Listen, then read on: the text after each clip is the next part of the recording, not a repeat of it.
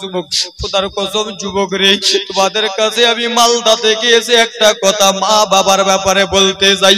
ও আল্লাহ নবীর উম্মতের দয়াল, তোমাদের পা গিয়ে দাও যুবক রে, তোমাদের পা ধরে বলবো মায়ের দিলে ব্যথা দিও না, তোমাদের পা ধরে না হলে হাতটা দাও, হাত ধরে যদি না হয় তোমাদের পায়ের তুলোগুলো দাও। আমি মালদা থেকে এসে বলতেছি যুবক, মায়ের দিলে কোনোদিন ব্যথা দিও না রে, মায়ের দিলে যদি কষ্ট দেখা স্বয়ং আমার নবী কষ্ট পায়। ওরে মা যদি আজকাল বেঁচে আছে, মায়ের পাটা ধরে নাও, হাতটা ধরে নাও। জালসা শুনতে এসেছো, মায়ের পাটা হাতটা ধরে নাও।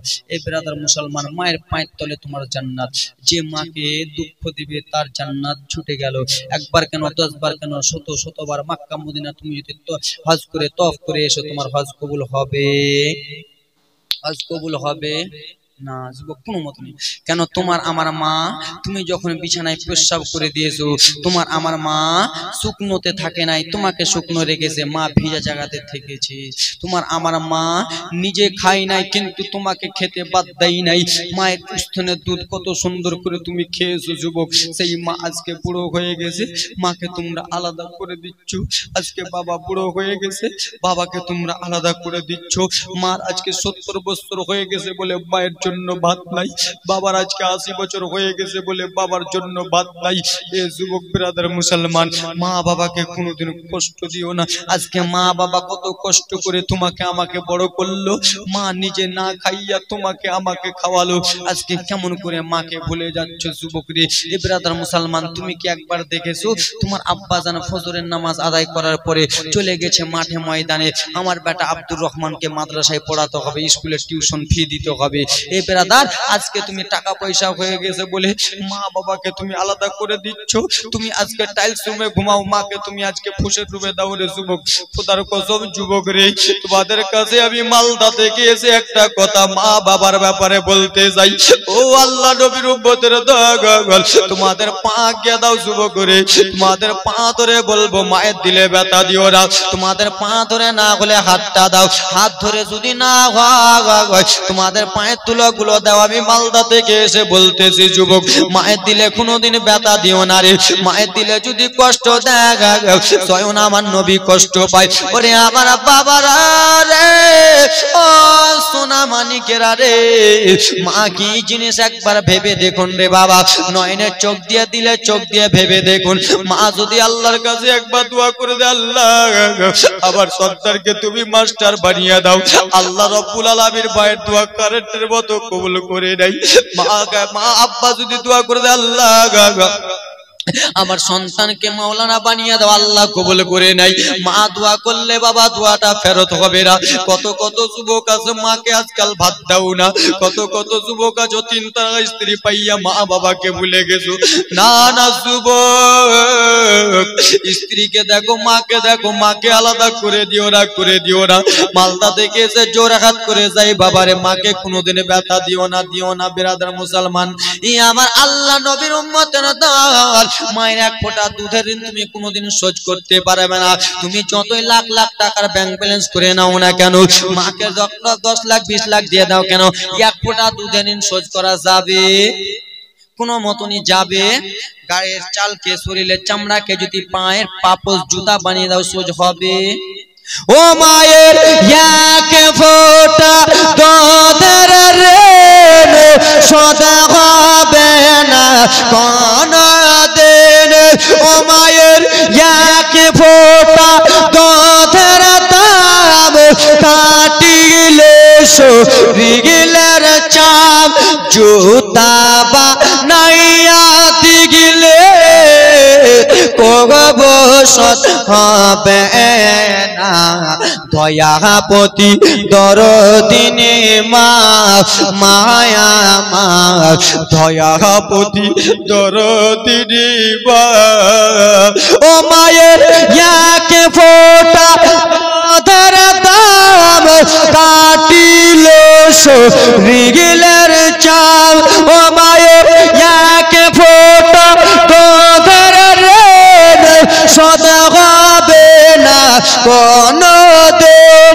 জনম জনম করে করিলে সাধনা দয়াবতী দরদিনী মা হয় আমার মা দয়াবতী দরদিনী মা জোরে বলুন আহা ছেলেকে যখন বহরমপুর যায় মায়ের কলি জায়গা কাঁদতে রয় কখন আসিবে লাল ফিরিয়া ওরে ছেলেকে যখন বিদেশে যায় মায়ের কলি জায়গা কাঁদতে রয় কখন আসিবে লাল ফিরিয়া ওরে একটি ছেলের তাই কত মাঝে মারা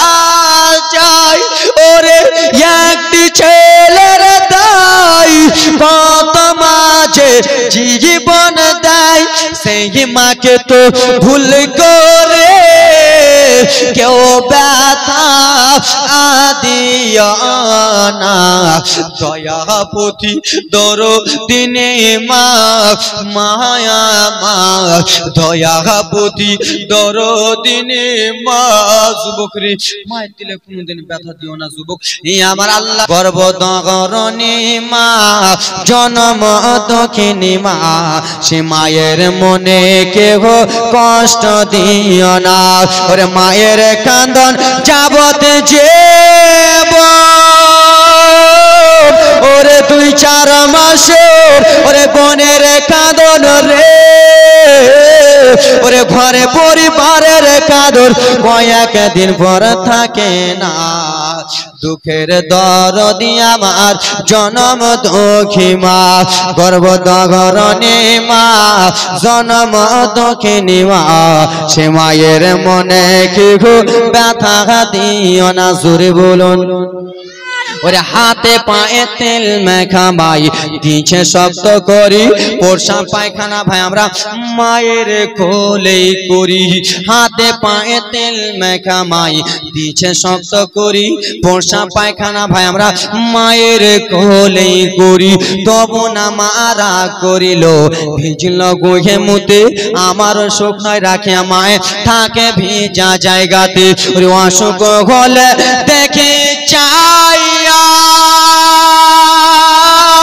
ওরে মা রয়েছে মোর ওরে বিছানায় বয়া রে অসুখ হলে ওরে দেখি চাইয়া ওরে মা রয়েছে মোর ওরে চকিতে বয়া রে বলে আল্লাহ আমারে মৃত্যু না গো বলে আল্লাহ আমারে মরণ লাগো সন্তানেরই লইও না সে মায়ের দিলে কেহ কষ্ট দিও না গর্ভধারণী মা জন্ম দক্ষিণী মা সে মায়ের মনে কেহ ব্যথা দিও না ওরে ন্যাংরা বধম কানা খোরা হইলে পরে ছেলে আর ধুলা ছেড়ে টান দিয়া নাই নাই সে নিজের কোলে ঠিক কিনা বাবা আমি যদি আমার মায়ের পাগলা লালা খেপা ছেলে হই আমার মুখ থেকে যদি লালা পড়ে আমার মা সেই লালা জায়গাটা চুমো দিয়ে বলবে এটা আমার সোনামণি নাই যুবক রে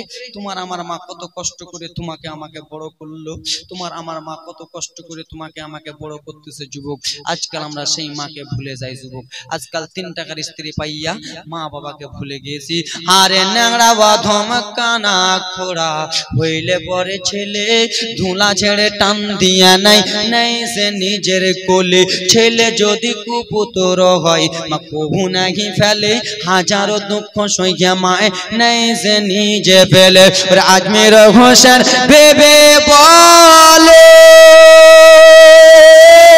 ওরে জান্নাতে মায়ের পায়ের তলে রে আজমির হোসেন ভেবে বলে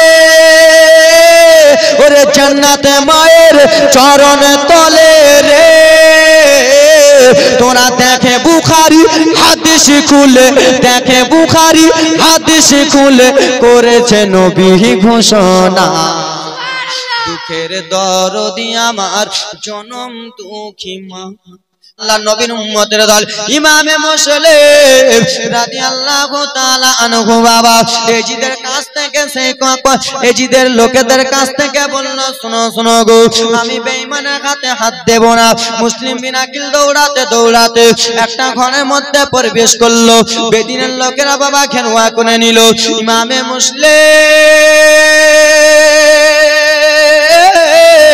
যেমনই বার হয়েছে পিছন দিক থেকে এত জোরে ডাং মেরেছে মাথাতে ডাংটা মেরেছে ইমামে মুসলিম পড়ে গেল তলোয়ারটা নিয়ে নিল বাবারে ইমামে মুসলিমকে ধরে নিয়ে চলে যাই এইদিকে দুটো বাচ্চা কেঁদে কেঁদে বলে চাচা হয়তো আমার বাবা ইমামে হোসেন হয়তো প্রেশানে রয়েছে হয়তো আমার বাবা প্রেশানে রয়েছে চাচা গো আমার বাবার কাছে নিয়ে চলুন চাচা বলে ভাতিজা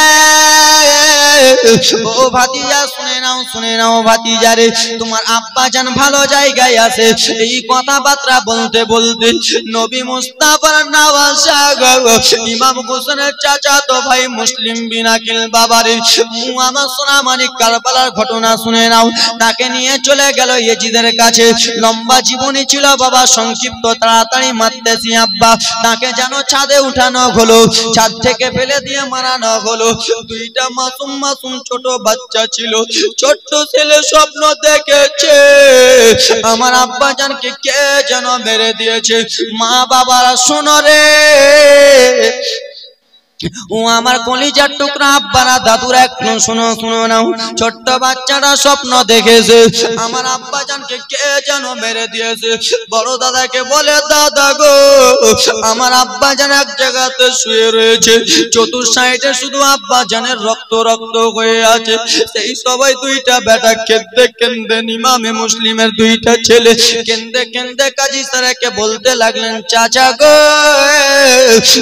চলুন চাচা আমার আব্বা জানের কাছ নিয়ে চলুন আমার আব্বা জান কোথায় আছে একবার দেখবো কাজী সারা সে যেন চলে গেল ইমামে মুসলিমের খোঁজে চলে গেল কুফার গ্রাম ঘুরে বেড়ায় বাবার আরে আমার ও কুফা শহরের লোকেরা বলো ইমামে মুসলিম বিন আকিল ছিল কোথায় সে গেল বলো রে একজন বলে শোনো ইমামে মুসলিমকে মেরে ফেলে দিয়েছে আর একজনের কাছে গিয়েছে সেখানে দেখলো ইমামে মুসলিমকে মেরে ফেলে দিয়েছে ইমামে মুসলিমের কথা শুনিয়া কাজী স্যারের দুই চোখের পানি জর্জর করে ফেলতে আগা চলে এলো বাবার আর আমার লম্বা ঘটনা বাবা তাই জন্য তাড়াতাড়ি করে জীবনী বলতেছি লম্বা ঘটনা তাড়াতাড়ি করে নিয়ে যাচ্ছি বাবা এইভাবে আমার জীবনী শুনেছেন আপনারা এরকম জোরে বলি না আমি কিন্তু নিয়ে যাচ্ছি টাইম নেই এরকম আমার বাবা সোনা রানী আমার কাজী স্যারকে বলল চাচা আমার আব্বা জান কোথায় চাচা আমার আব্বা জানকে একবার দেখতে চাই সেই সময় দুইটা ছেলেকে বলল ভাতিজি জাগা তোমার আব্বা জান আর বেঁচে না ভাতিজা তোমার আব্বা জান আর বেঁচে নাই তোমার আব্বা জানকে শহীদ করে দিয়েছে দুইটা ছেলে বলল চাচা আমরা প্রথমে বুঝতে পেরেছিলাম চাচা আমার আব্বা জান হয়তো আর দুনিয়াতে নাই চাচা হয়তো আমার আব্বা জানকে শেষ করে দেবে হ্যাঁ চাচা গো ও চাচা কুফার লোকেরা এরকম বেঈমান রয়েছে চাচা গো কুফার লোকেরা এরকম আমাদের সঙ্গে বেঈমানি করলো চাচা শুনে নাও চাচা আমার আব্বাকে যখন মেরে দিল আমরা আর কুফা দেখে থাকবো না কোথায় থাকবো না জোরে বলুন কোথায় থাকবো না কুফাতে থাকবো না চাচা আমাদেরকে মদিনা রাস্তাটা দেখিয়ে দেন চাচা আমরা মদিনা চলে যাব চাচা গো বোনেরা তোমরা বসো না বসো বাবার আরে আমার সোনা মানিকের আরে সেই সময় কাজী স্যারে বলল ভাতিজা তোমরা চলে যাবা মদিনাতে রে ভাতিজা কিন্তু শোনো শোনো ভাতিজা, মদিনাতে যাওয়ার জন্য সব সময় উট থাকে না রে ভাতিজা। মদিনাতে যাওয়ার জন্য নির্ধারিত একটা উট থাকে, সেই উটটা ফজরের নামাজের পরে চলে যায়। দুইটা বাচ্চা নিজের ভাইকে জড়িয়ে জড়িয়ে কেঁদে কেঁদে বলে, দাদা চলো চলো দাদা গো, আমরা যদি কুপাতে থাকি দাদা, তাহলে আমার আব্বার মতো আমাদেরকে শহীদ করে দেবে, আমার আব্বার মতো আমাদেরকে মেরে দেবে। দুইটা ছেলে জড়িয়ে জড়িয়ে কেঁদে কেঁদে বলে, চাচা নিয়ে চলেন। রাত্রি কেটে গেল, বাবা ফজরের আজান হয়ে গেল, নামাজ হয়ে গেল, কাজী সারে দুইটা মাসুম মাসুম বাচ্চাকে বাবারে, যেই বাচ্চার মা নাই, যেই বাচ্চার মা দুনিয়াতে বেঁচে নাই রে বাবা, সেই বাচ্চার বাবা বেঁচে ছিল, বাবাটা শহীদ হয়ে গেল। দুইটা বাচ্চাকে নিয়ে চলে যায় মদিনাতে পাঠিয়ে দেবে বাবারে। আব্বার আরে আমার ও মায়েরা রে, যেমনই বাবা গিয়েছে রাস্তার কাছে, উটগুলো পেরিয়ে গেল, উটগুলো চলে গেল, সেই সময় কাজী সারে দাঁড়িয়ে গেল। দুইটা মাসুম মাসুম বাচ্চা মোহাম্মদ ইব্রাহিম কেঁদে কেঁদে বললেন, চাচা আপনি কিসের জন্য এখানে দাঁড়িয়ে গেলেন চাচা, আমরা কে কি মদিনাতে পাঠাবেন না? বলে ভাতিজা শোনো, যেই উটগুলোতে তোমাদেরকে আমি মদিনা পাঠাতাম রে ভাতিজা, সেই উটগুলো তো আমাদের সামনে দিক থেকে চলে গেল ভাতিজা রে, যেতে পাবা না, আজকের জন্য তোমরা এখানে থেকে যাও। সেই সময় দুইটা ভাই অপর ভাইকে জড়িয়ে জড়িয়ে ধরে ধরে বলল, দাদা আমরা থাকবো না কুফাতে, দাদা আমার আব্বার মতো আমাদেরকে শহীদ করে দেবে। বাবার আরে দুইটা বাচ্চার পা নরম নরম পারে, দুইটা বাচ্চার পা তুলোর মতো পারে, সেই পায়ে যদি একটু গিটি ফুটে যায় বাবারে, আমার মা খালা শুনে যাও রাত্রিবেলা রে মা। দুইটা বাচ্চা বলল, চাচা আমরা আর থাকবো না চাচা গো, আমরা চলে যাব চাচা, আমরা চলে যাব মদিনাতে বা চাচা গো। এই বলে ব্রাদার মুসলমান আমার দুইটা ছেলে দৌড়াতে লাগলো খালি পারে বাবা, তুলোর মতো নরম পা, দুইটা ছোট ছোট মাসুম বাচ্চা দুটো দৌড়াতে দৌড়াতে চলে যায় বাবারে। ছোট ছোট বাচ্চাদের পায়ে গিটি গুলো যেমনই ফুটে গেছে বাবারে, পা থেকে ঝরঝর ঝরঝর করে রক্ত পড়ে। বড় ভাইটা কেঁদে কেঁদে বলে, ভাই রে এসো এসো এসো, একটু আমার কোলে এসো, তোমার পায়ের দিকে দেখলে আমি থাকতে পারি না, তোমার পা থেকে ঝরঝর ঝরঝর করে রক্ত পড়ে। ছোট ভাইটা বলে, দাদা ও দাদা আমার পা থেকে রক্ত পড়তেছে দাদা, কিন্তু তোমার পা থেকেও রক্ত পড়ে দাদা গো। এই বলে দুইটা বাচ্চা দৌড়ে আর দৌড়া যায় বাবারে।